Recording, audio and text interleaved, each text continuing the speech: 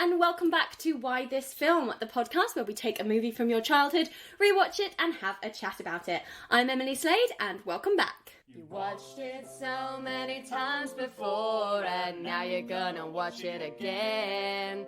But it's been so many years since you last saw it and now you show it to your friends and they're like, What? What am I watching? Why this film? And I'm joined today by my dad. Hello, Dad. Hello, Emma. Tony Slade, whatever. Yeah. And his chosen film is, bless you, is Zulu, 1964. The IMDb breakdown is outnumbered British soldiers do battle with Zulu warriors at Rorke's Drift. Would you say that's that's fairly accurate? IMDb? Yeah. I mean, the fact they called it a battle, it was part of another battle, but yeah, for movie purposes, that's fine. It is 2 hours and 18 minutes, but when I was younger, it felt like it lasted my entire life. It's a U, surprisingly enough. What's your relationship with this movie?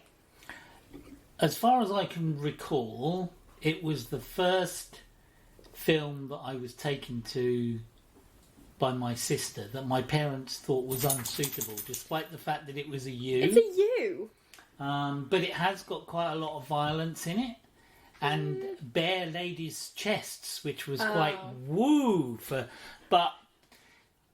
yeah, there was different thoughts on who you could show bare in the 1960s than now. Squish. It was a totally different world. It was the year before the Race Relations Act in the UK, and the fact that it's a native army against the British army is, yeah, it was different world. So 2 things about this movie. One, it introduced Michael Caine. Yeah. In his first full-length feature role. So the role had actually gone to somebody else, but they got sick, and then Michael Caine was at a party, and this dude was like, yo, did you still want that role you auditioned for? And he was like, maybe. And then he was like, well, we'll leave tomorrow for Africa. And so he left the party and packed his bags, and then he was in Zulu. But it's not Michael Caine doing Michael Caine, it's Michael Caine doing, oh yes, jolly good old boy, which was really weird. Yeah, he plays a young officer, although the 2 officers concerned in real life were more Stanley Baker's age than Michael Caine's age. But he was a new, young, bright thing in this film, which is quite interesting considering the career he's had since, which has gone on forever. I, of course, know Michael Caine from Muppet Christmas Carol, and I think he does just as good a job in that as he does here in Zulu. My second thing about this movie... Well, actually, there's 3 things. The second thing was that there was a woman! There was a woman in the movie, which I wasn't expecting. She sucked, but she was there.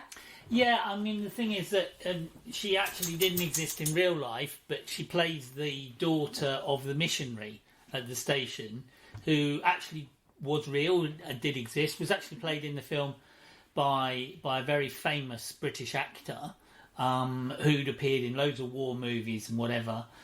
He's playing this, I think he's a Danish missionary who basically disappeared before the Zulus did in real life, but he sort of gets a cameo role in it where he's trying to put the soldiers off and everything, which is quite amusing. It's weird, because in real life, apparently, his daughters walked out of the screening because they were, like, disgusted with the way that their father had been portrayed in this movie, because he's portrayed as an alcoholic coward who's like, the Zulus are gonna kill y'all, everybody leave! And then he just, like, gets sent away. And they were like, that's not fair. Yeah, because to be a missionary in Africa in the 1870s, when white missionaries was trying to spread the good word amongst the natives and show them the benefits of civilization, you had to be a fairly robust Christian. So imagine these people are living miles away from civilization, there's nothing else there, normally on their own, against quite antagonistic and sometimes hostile local people. You weren't anybody's wimp if you were a missionary in the 19th century. But yeah, it's just the main focus was to get onto the battle. Yeah, which lasts pretty much the entire movie.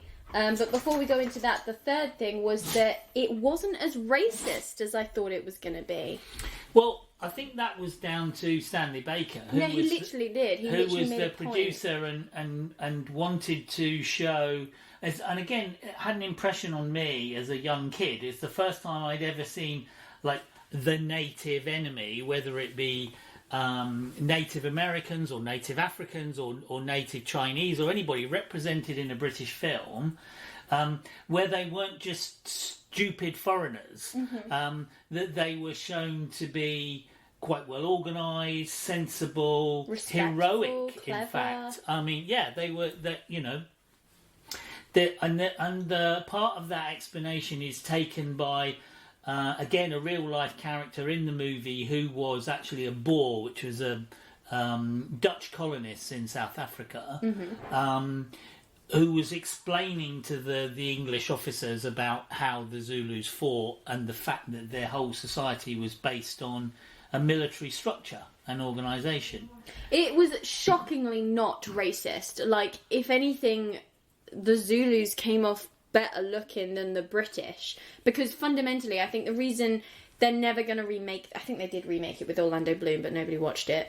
But, like, they don't make movies like this anymore because fuck colonialism. Like, we were in their country, right? For no reason. I would say, yeah. And in fact, it's a very shameful episode in British military history, because already in colonial Africa, we'd taken over loads of other people's countries, and we were actually there supporting the Dutch settlers, because we had Cape Colony, which is further down, and they had a piece of land called Natal, which was basically where all the Dutch settlers went when the British came, and they wanted to get into Zululand because it was full of diamonds and gold. Oh, fuck off. Yeah. This is the thing. It was daylight robbery. So basically, the British Army went supporting the Zulus' incursion over the Buffalo River, which is where Rorke's Drift is, to basically stir up a war with the Zulus so they could kill them all and take their land. So then, very high class. When they were like, "Oh, the Zulus is killed," because this movie opens with us learning. Well, it technically opens with us looking at the Zulus in their home sort of place, having like a marriage ceremony and like doing some cool stuff, and we're all like, cool, look at the fun Zulus, aren't they cool? And then it's like, oh, they killed a bunch of us and now we're at war with them, so like we better get on with that. But you can't, as a modern audience member, I was never once like, yay, go Britain, we defeated the Zulus. The entire time I was like, yeah, fair enough, get out the country. There was a whole load of political jiggery-pokery, and we'll get onto the battle in a minute, which is the main film and the thing that I really like about it. But what happened is a rather incompetent, upper-class twit-type Victorian officer called Lord Chelmsford led a column of British troops, about 700 or 800 British troops, and about 500 or 600 what they call native levies, which basically means locally recruited troops. Not necessarily Zulus, but probably tribespeople and Boers, and some Boer cavalry up into Zululand. Is it called Zululand? It was called Zululand. Okay. Contrary to like Disneyland, but probably with fewer jokes. But not Bongo Land.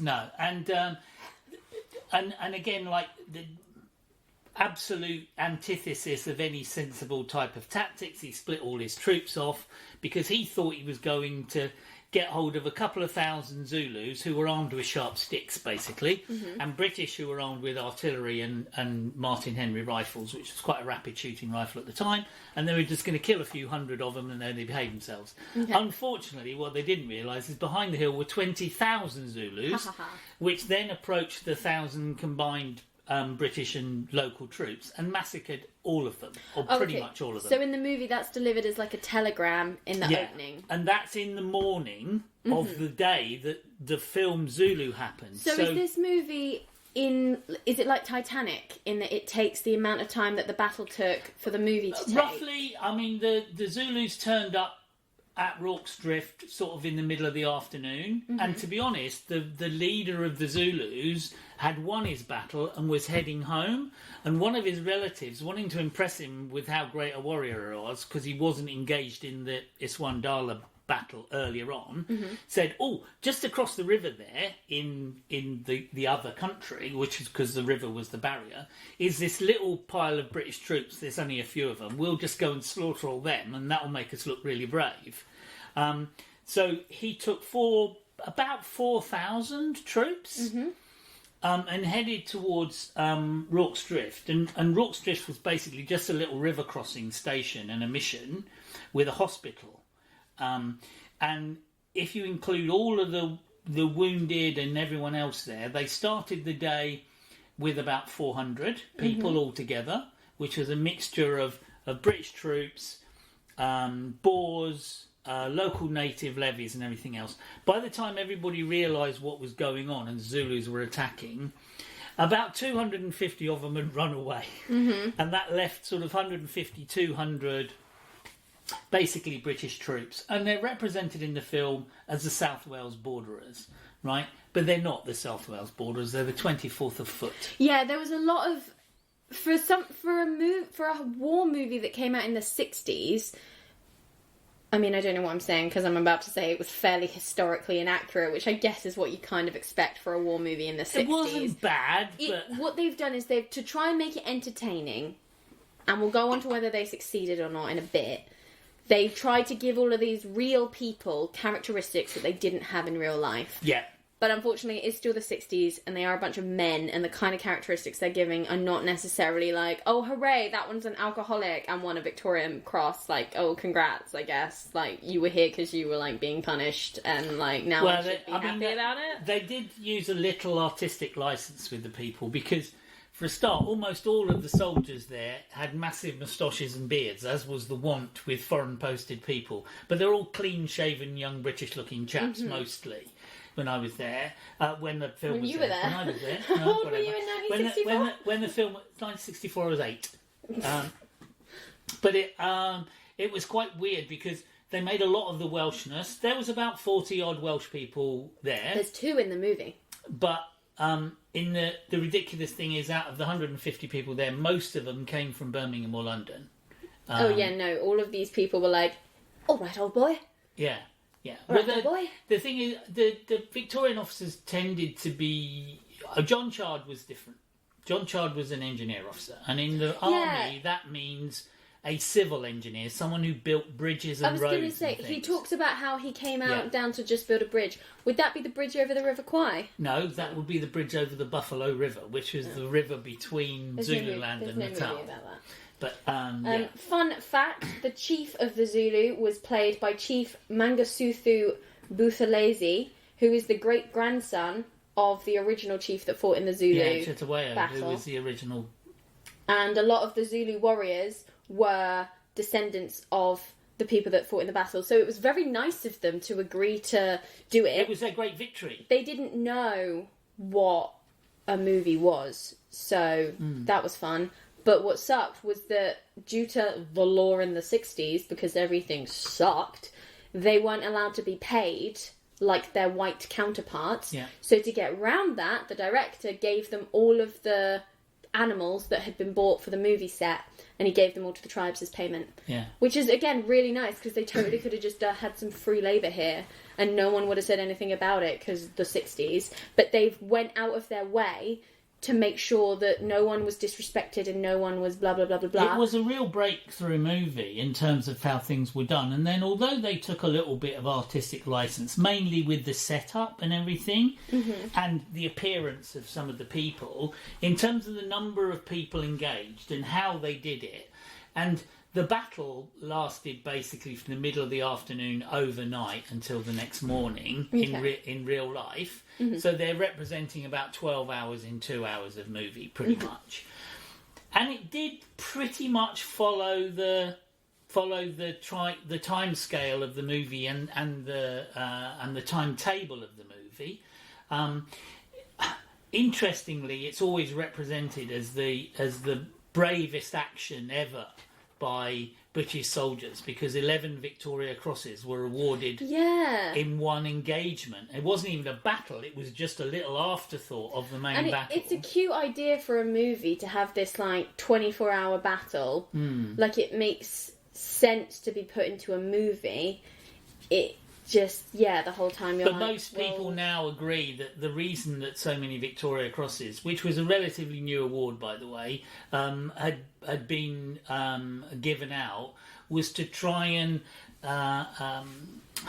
persuade the public that a really fantastic victory had taken place, when in the morning 700 British troops and 500 native levies had been slaughtered by the self-same Zulus, and for about a 1-to-1 exchange rate. Bear in mind again that the Zulus were attacking with sharpened sticks, and the British Army had, late 19th century weapons which were quite good. I mean, there was a nearly a half-inch caliber rifle which would take your head off. Yeah.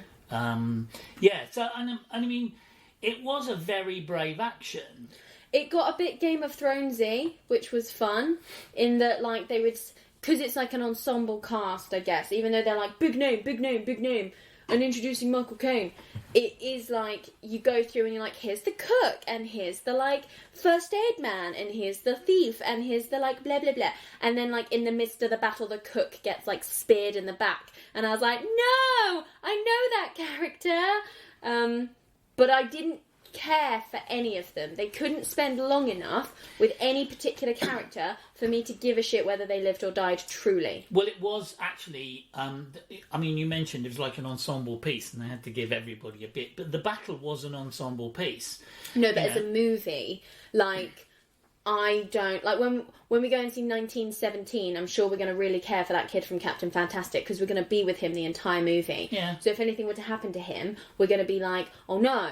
Because, like, I spent like an hour with him. But the reason so many people during the engagement were later gazetted, which is how they used to report on Victoria Crosses, and they didn't just have Victoria Crosses awarded, there was also the Distinguished Conduct Medal. But as a movie. Which was... But they wanted to represent all of the people, because if they'd come to it later and someone had said, oh, well, there was 11 Victoria Crosses awarded and you only mentioned 2 of the people, fair. It would look a bit daft, wouldn't it? I mean, and they did their best, but, like, the only one that you remember is, like, when you watch a documentary about a school and there's the naughty kid that sits at the back and the camera keeps going back to it. It's Cookie. Is Hook. Yeah, Hook, the thief.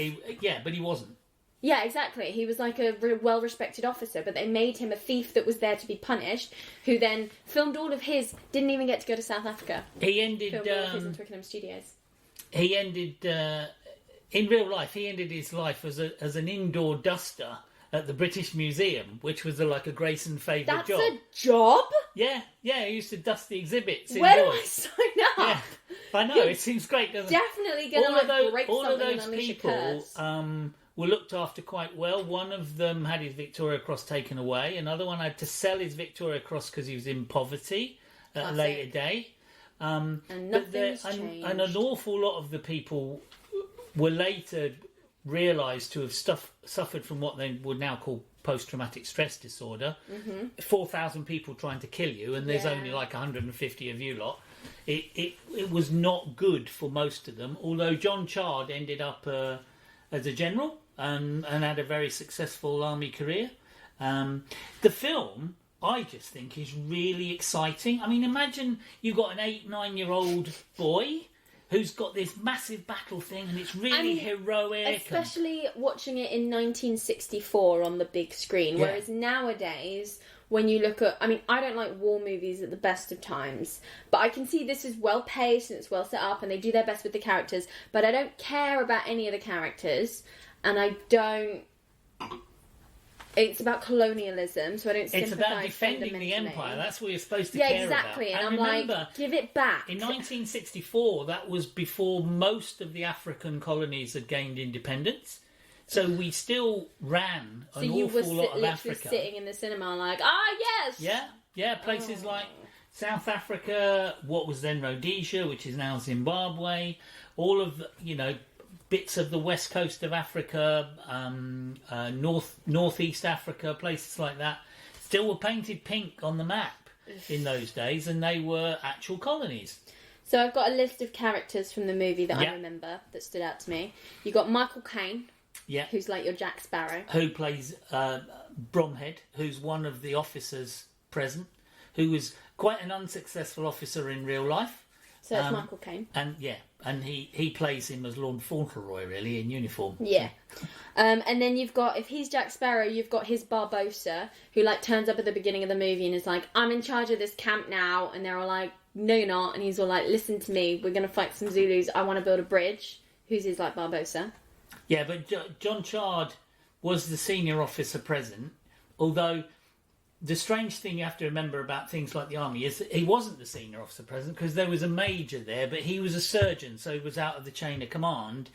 And when you look at the histories later, you actually find out the guy who was in charge of supplies there, who was the guy who was like in his 40s, had previously been a line officer, and he actually organised all the defences, but he's barely mentioned. Not in the movie. And John Dalton, who is the guy in question, didn't actually get his Victoria Cross until long after everybody else, because he wasn't a line officer. But the two heroes, if you like, of the movie, so the two officers who take on Jack Sparrow and Barbossa. Bromhead I got and that. Chard. Got that much. Yeah. Then you got Hook the Thief. Yeah. Colonel Mustard. Who's the sergeant major, but he was colour sergeant actually. Then you got the granddad from Chitty Chitty Bang Bang. That might be the same person. Yeah, that's the. Yeah, the one with the big moustache, the one that looked like the granddad from Chitty Chitty Bang Bang. Yeah. The boy, the like 17-year-old. The young soldier. Yeah, but there were a lot of young soldiers in those days. You got the sick one. Yeah, the mad sergeant. The woman and her dad. Yeah. The Welsh one.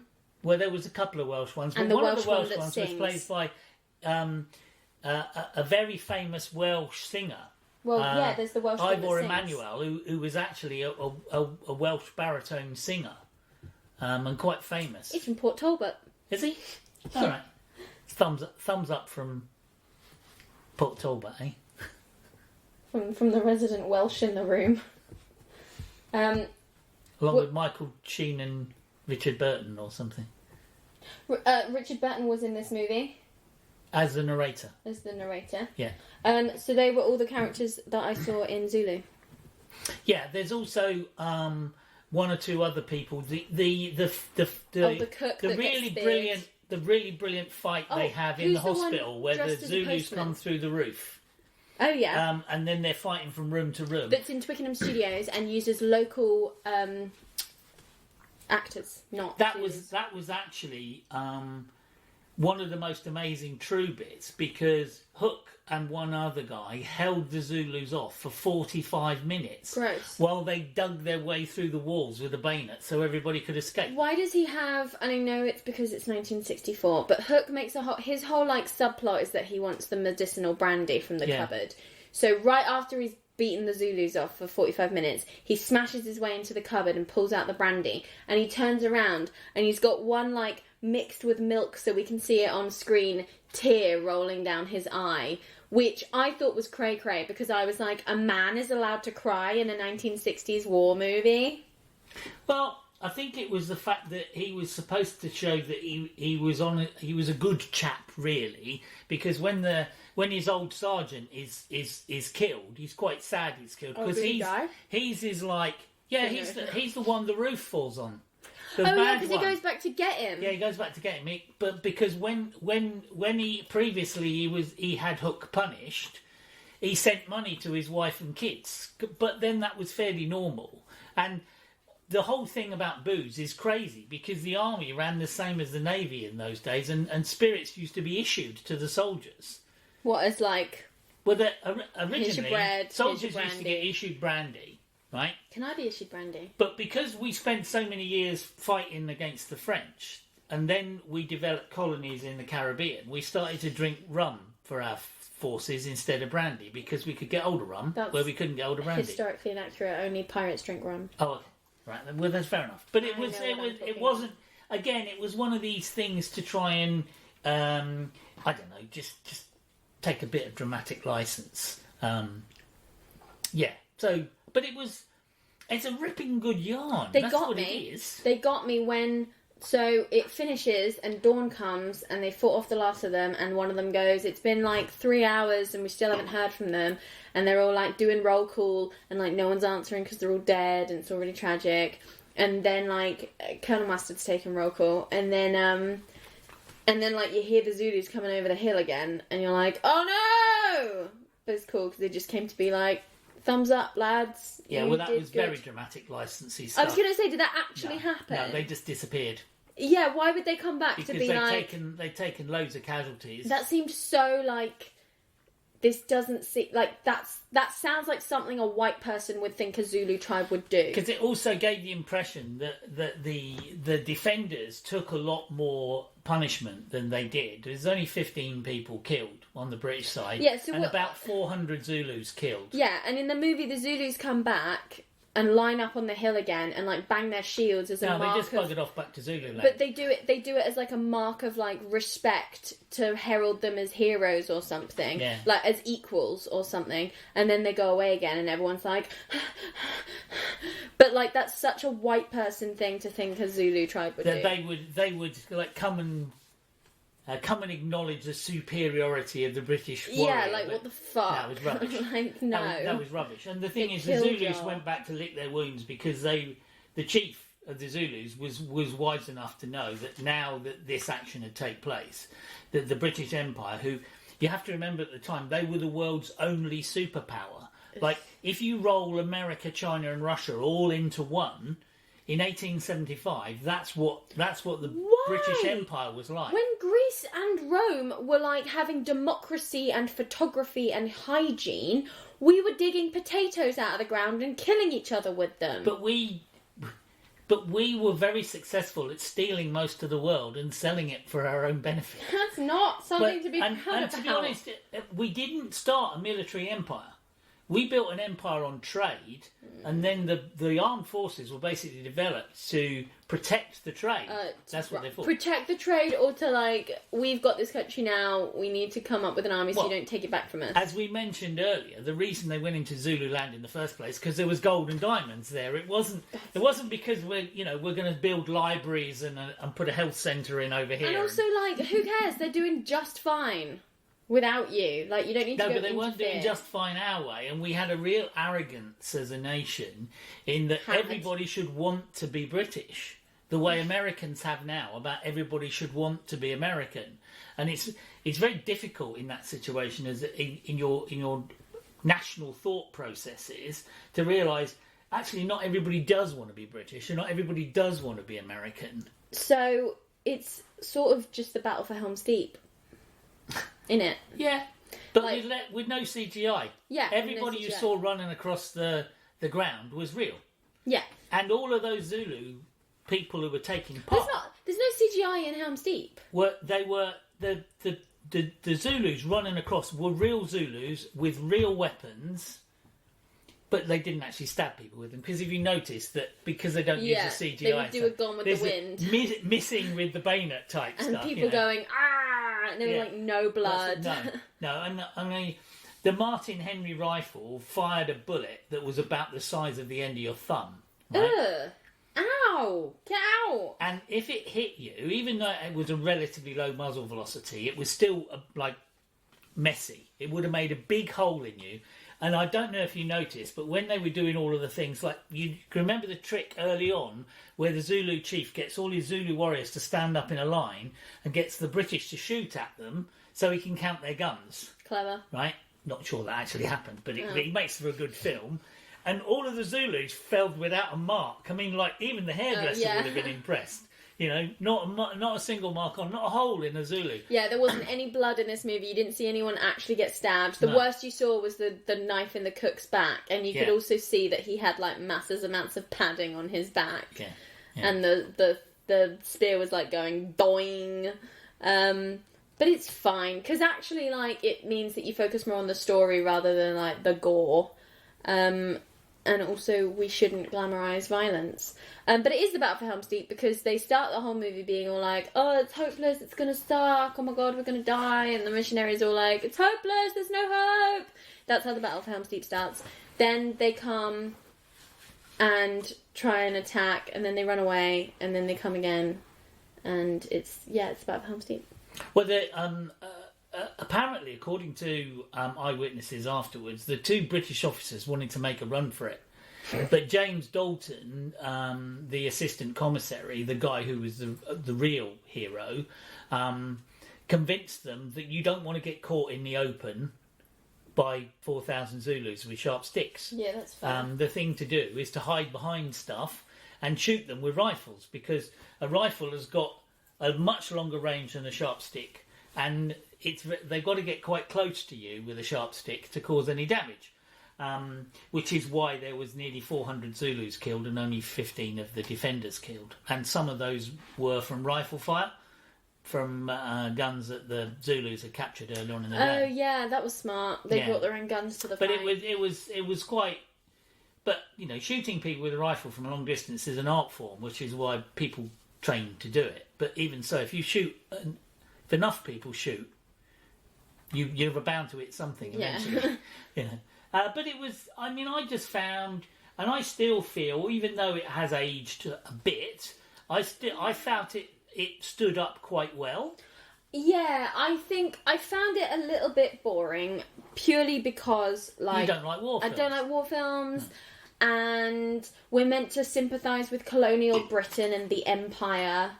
I don't actually think that it doesn't push that narrative. It doesn't push it very hard, because it shows both sides and elements of their bravery. The fact that the Zulus kept coming all the time against guns. If you think about the horror of the First World War, which was only 35 years after this. What? Right? This was after the American Civil War, this battle. Right? It was the last major war before the Boer War, which was before the next major war, when we fought in South Africa, and we fought against the people we were fighting with at this particular occasion. Whatever. It's history. Why do we suck? Because that's what we've done. We beat up people a lot and stole all their kit. They just showed that the Zulus kept attacking, and they had. But in another movie, that would have been shown as stupidity rather than bravery. Yeah, whereas that was something I think as a young impressionable lad I was quite impressed with, that these were really brave people fighting each other, whereas most of the stuff I'd seen before that, like American cowboy movies, the Indians were just stupid to be slaughtered, and they were cowardly and they used sneaky tactics and stuff like this, and it's like, well, no, actually, they're attacking with sharp sticks. You attacked their country. And you tried to steal some of their country. Manifest destiny. But I think Michael Caine is quite charismatic on the film. I think he attracts the eye, and you could probably see what the producers saw in him. I wonder if it would be as... I don't know how popular or big or good this movie is, but I think Michael Caine has something to do with it, if it is. Well, bearing in mind, Stanley Baker was the big pull at the time. Yeah, but he's no Michael Caine. No. He's not. He would not do Muppets Christmas Carol as well as Michael Caine did. No, but he made it. He made a living out of war films. What else was he in? All sorts of stuff. I recognise his face. He looks like John Cleese had a baby with someone else. Well, the missionary, yeah, and the officer Chard, actually appeared as two of the people on a ship in a war film called The Cruel Sea, which was based on a very famous book. That's also an excellent film, and again, fairly true in its representation of what it is. Fairly, though. What? He's been in a bunch of stuff I've never heard of. Yeah, but lots of war films. Yeah. Because... Snore films, as I like to call them. And again, this was 19 years after the end of the Second World War. Yeah, it was only when they just stopped making. This movie was made. Yeah, it's when they'd only just stopped making lots of war films, and they started to make some historical stuff. Because around the same time was when I think 63 or something was the first Bond film came out. The year before, really? Dr. No, 62, 63, something like that. Lots of sort of stuff was coming on. Man from U.N.C.L.E. was on the telly. It was sort of the slight swinging 60s type stuff. Because again, the 60s didn't start till about 1962 and finished in about 1968. The actual 60s. And this was very much a film of the time about more equality for people. It was the year before the Race Discrimination Act was published in the UK. That's crazy. A representation of a changing world where people were treated with more respect and honour. And I sort of got that even in my youthful state. I got that at the time. It's rip roaring yarn, really good film, and I thought that it stood up against the ravages of time. It's not bad. I think, if you like war movies, especially like obscure little battles that we fought when we had an empire, it's good. They haven't remade it. The Zulu from 2013 with Orlando Bloom is about something else. Do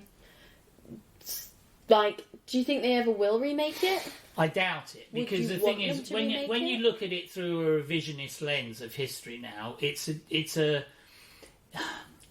fairly unglamorous period when we were raping and pillaging our way through Africa, stealing everything. You know, half the crown jewels was dug out of the ground in Africa. Oh, for God's sake! It's all just stolen. You Why know, the do we Cullinan diamonds, stuff like that. And now we charge £50 for people to go see stolen jewels. Yeah, we took the opportunity, but we had to bring the benefits of the white man to Africa. That was the whole thing, and it really was. It's quite. People thought they were on some sort of crusade to take Britishness to the world. Did they call it the Crusade?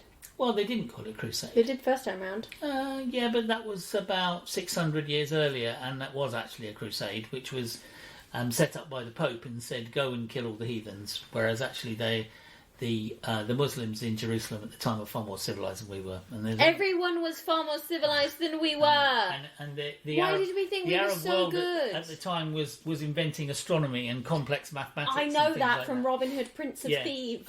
But we were better. We were better because we had steamed puddings and we ate cabbages. Ew. So I doubt very much if those sort of colonial battle wars will ever get remade. Or if they do, perhaps they'd be remade by the other side, as it were. Well, if you look at it from the Zulu point of view, you've basically got a nation of what you consider to be unarmed people. They had sharp sticks and leather shields. Took on the world's most powerful nation. So it's equivalent. And won.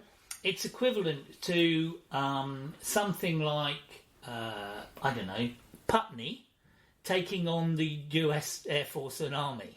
Right? That'd be fine. And armed loads of people in swimming trunks with sharp sticks taking on the US Marines. Right? That's the equivalent. And they won. Mm-hmm. And in open combat, with no mitigating circumstances, a Zulu army, admittedly of 20,000 people, destroyed some of the finest troops the world had at the time. Lol. I think going back to seeing it from the other point of view, that's what Hamilton is basically. Yeah. And we all know how successful that is. So it would be interesting to hear. But that bends history a lot more than Zulu does. Well, it does and it doesn't. Don't come for Hamilton until you've seen Hamilton. It doesn't twist history as much as you think it does. I watched Lagan, which was a Bollywood movie about the Brits were the villains and they blah blah blah. I think it was made up, but it was an interesting way to see the people that live in the country that the Brits had colonialised, and the Brits were the residential military force that were just there reaping taxes. But India is a much more complex thing, because India actually had loads of successful states and princedoms, and what the British basically did is they united them through trade, and the East India Company that which we know from Pirates of the Caribbean. India was eventually taken over by the British government, and their army became the British Army, and their navy became the British Navy, and it was all about trade. And the reason that there was no India before the British. The British made India. Well, right? this has got nothing to Whereas do with Zulu. in Africa, we did it completely differently. We chopped it all up. Whereas India, we actually united what was already there. But it was just colonialism. It's just people still do it, but they tend to do it now through financial leverage. But they don't make movies out of it where you're meant to be like, hurrah! No. But it was, yeah. It was a different era. It was a different era. So, do you like rewatching it? Yeah, I do actually. I still enjoy it. I mean, to be honest, I would tend now to fast forward through the first bits. Really? What, the good bits where they established the Zulu as a community of people? I know who the Zulu are. Bear in mind that if you look behind you, you'll see that there's about 5 books on this particular war. Oh my God, there are. About Rorke's Drift and God knows what else on my bookshelves there, because it's an exemplary defence of a surrounded station, and the Zulus did make some mistakes in what they did, although they actually could have won it at any time. There's so many boring books. Yeah, no, that's quite interesting. yeah. But yeah, so I still find it fascinating, and regardless of all of the hype, it's still a stunningly heroic defence, regardless of whether they were in the right or the wrong. It was between 150 and 200, depending on who you listen to, but about 150 English people or British people against almost 4,000 Zulu warriors. And the Zulu warrior was no pushover. And they were armed with guns. Not all of them, but some of them had guns that they'd taken. Bear in mind that about 1,000 rifles came available on that morning, with all the ammunition as well. So even if only 1 in 4 of the Zulus had a rifle, they still outgunned the British nearly 10 to 1. And the important thing was not to lose, because there was a relief column going to come. And basically it was the excuse the British wanted to take over Zululand. And the Zulus did not come out well in the end. Have you seen Zulu Dawn? Yeah, I have. Yeah. Do you not like it as much? No, because that's just really about a long series of cock-ups by a stupid officer who bought his commission and had no military capability whatsoever, which was fairly common in the Victorian Army, who made all of the classic mistakes you wouldn't expect from someone who'd never even read a military book, never mind was a general in the army, about splitting his forces and not protecting people properly. He had his line of defence too far away from his camp. Just loads of stuff, and they created lots of myths about that battle, about various things that the Zulus did, or the British couldn't get at the ammunition, and all this sort of stuff, which was complete nonsense. And even down to the fact that they said the Zulus mutilated the British corpses afterwards. Whereas a bit like scalping by native North Americans, they used to cut the stomachs open of victims to release the spirit out into the world. Because when you have a body that lies in the sunshine for some time, they basically blow up into a big black balloon and then explode. Ew. So it was quite respectful to allow them to decompose, letting the gas out. But yeah, happy note to round up on. But that's basically, yeah. If they remade it, who would you cast as Michael Caine? I think you would. I would be more honest in the casting, and you want an actor that represents someone in their early 30s, not quite as Lord Fauntleroy-ish as Michael Caine could have just done as Michael Caine. But they would be public school boys, right? So I mean that's what they would be. Would it be Flimble Flam's Number Snatch? No.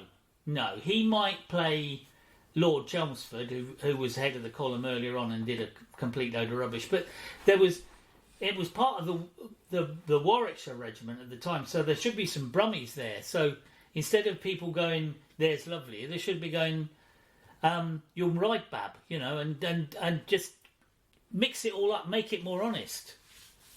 because there's no harm in reflecting the truth of a matter. It doesn't make The Stand, you know, it was a much... It makes the BBC viewers angry. Yeah, well, but it was a much more significant military action than, for instance, the Battle of the Alamo, which the Americans make a lot of.